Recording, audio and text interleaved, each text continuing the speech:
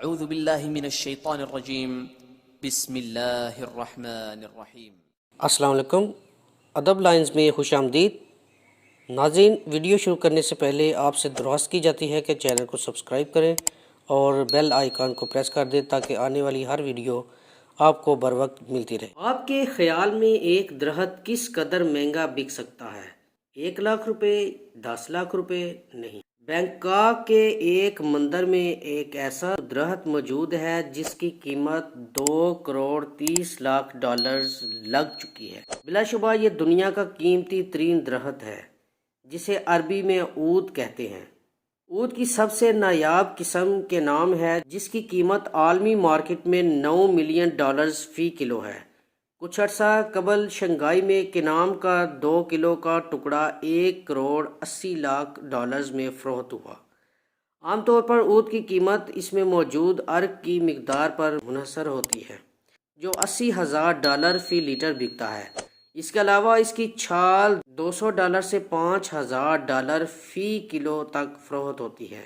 سوال یہ ہے کہ اس درخت میں ایسا کیا ہے جس کے لیے جاپانی سرمایہ کار اتنی قیمت دینے کے لیے تیار ہیں؟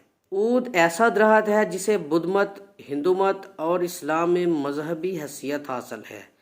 جہاں ہندوؤں کی مذہبی کتاب رگ وید میں اس کا تذکرہ ملتا ہے، وہیں شواہد ملے ہیں کہ حضرت یوسف علیہ السلام کے دور میں اس لکڑی کو ہندوستان سے منگوا کر خوشبو کے لیے استعمال کیا جاتا تھا۔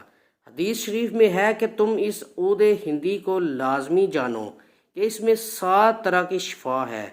جن خوش نصیب لوگوں کو بیت اللہ کی زیارت کا شرف حاصل ہوا ہے انہوں نے حرم کی فضا میں مسحور کن خوشبو محسوس کی ہوگی۔